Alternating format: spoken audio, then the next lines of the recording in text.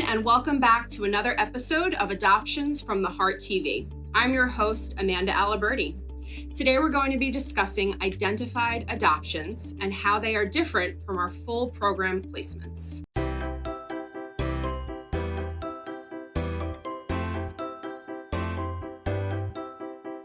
I'd like to welcome Danielle Goodman. Thanks for having me. Can you share with our audience your role at Adoptions from the Heart? I am the Regional and District Supervisor. I am the District Supervisor for our Delaware office, and I regionally supervise our Pittsburgh office. Can you explain what is an identified adoption? So an identified adoption is really just an adoption where the agency hasn't had a party to connecting the expectant or birth parents and the adoptive parents. So they come to us already being connected.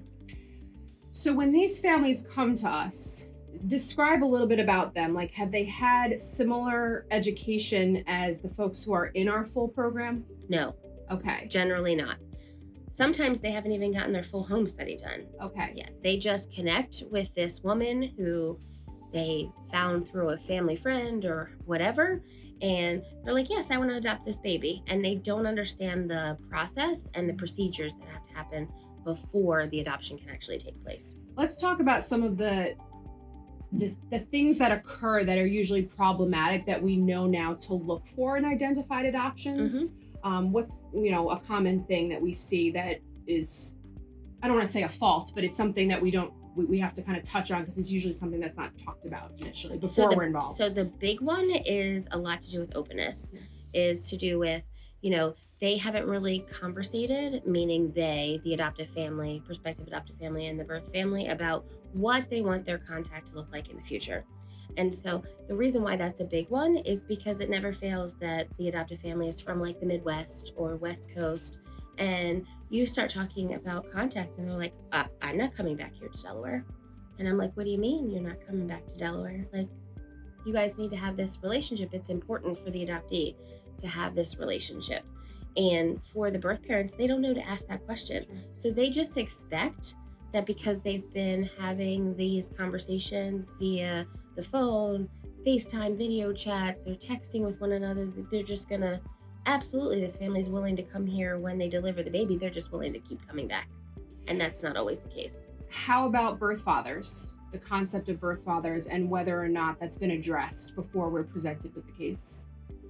So, especially if they're working with another agency first, like the other agency that's not licensed specifically here in Delaware has been working with them, birth fathers seem to never be addressed.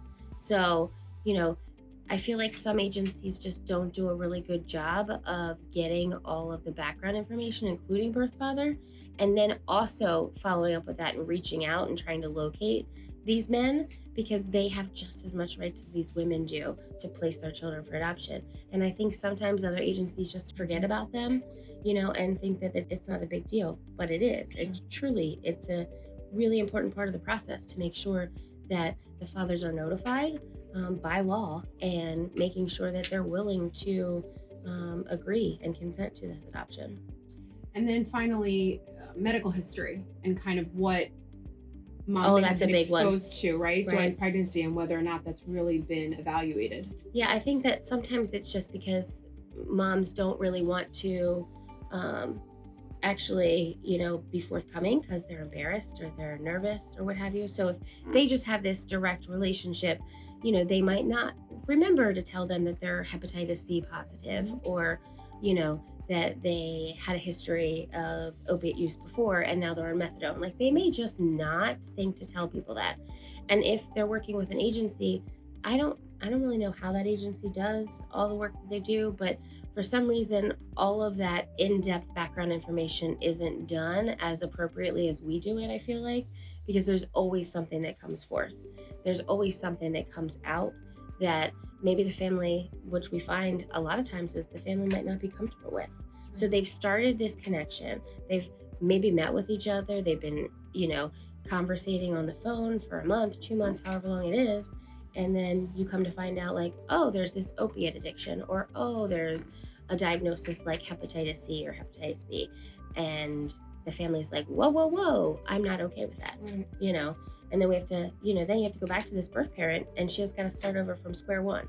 So it's unfortunate that people can't just do every step completely in the right order and get it all done, So again, identifieds are when a pregnant woman or a woman who just had a baby connects with a family outside of Adoptions from the Heart and wants to move forward with adoption.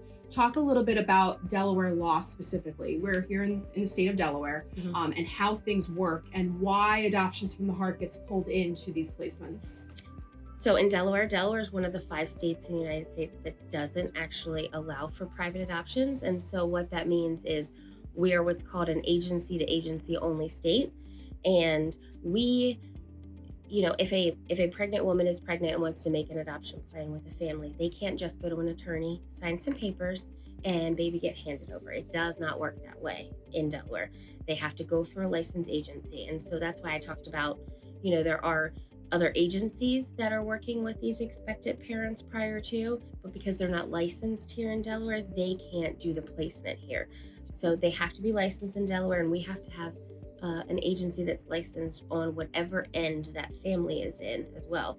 So they have to have a licensed agency in their home state doing the home study, as well as doing those post-placement visits after the adoption happens. So women and men here really should be aware of that. And if you are considering adoption and you are in a state where private adoption is illegal, you really should be working with an agency on the ground locally, right? Correct. Because you're going to eventually be connected back to that agency anyway. Yes.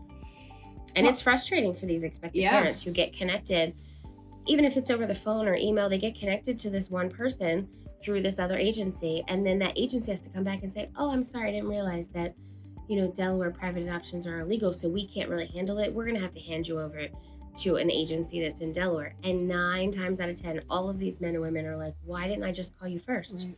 Why didn't I just made myself have all of this extra work done? Because we have to come back and still ask them medical information and still, counsel.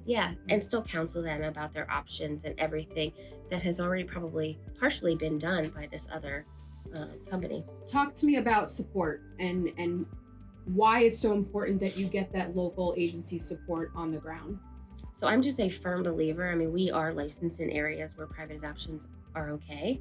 And I'm just a huge firm supporter and maybe it's just because I'm a social worker, that having that one-on-one connection with somebody that you can meet in person is so important. It's so valuable to be able to have men and women have their own individual social worker or counselor that's able to deal one-on-one with them. And it's not just over the phone or just via email, or even now with Zoom and, electronic way of meeting with people, we can still have a face-to-face. There's something to be said about actually holding somebody's hand and giving them a hug and seeing them in person. It just makes a world of difference for people, for sure.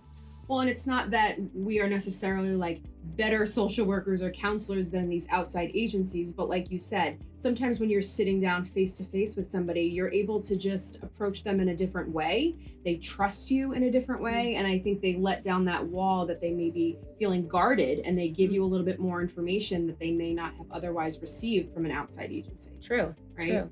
So, and we as social workers are different. We actually do provide the counseling. So if it's in one of the other states that does private adoptions, they're getting connected with an attorney. Right. And attorneys are great and wonderful for what they do, but their role is not to counsel any expectant parents. So, actually what we see sometimes is referrals to us for the counseling aspect of it. But instead, if you just come solely directly to an agency that's licensed where you're at, you can get all of those full service, services right from the door, which is really important. So what would you advise a woman who's possibly considering, working with this outside agency, or she went online and she found this family privately through a Facebook page or whatnot? What would you suggest to her?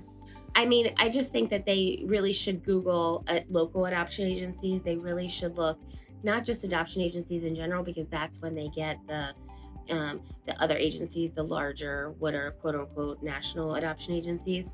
They need to find agencies that are more localized, that are licensed in the state that they're in, because then they're going to get that one-on-one in-person attention that they need. And if they end up finding a family that's elsewhere, that's okay. And that local agency can still help them facilitate that adoption going through. But it's really, I strongly just believe that it's really important for men and women to both have that person, that social worker, that counselor that's here in an office that's able to kind of advise them of, what does this law look like with this state? What does the adoption look like? How can we provide for the openness that you're wanting to have?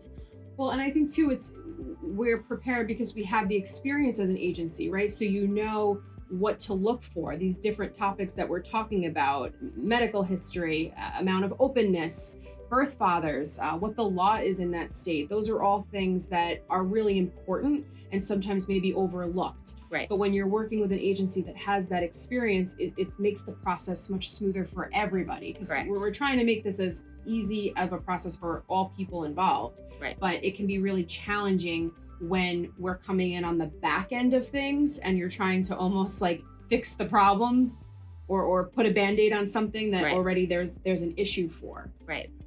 Yeah. So, again, identified adoptions do exist. We're happy to provide that service as an agency. We just wanted to kind of give you an overview of what to look for if you're potentially involved in an identified adoption.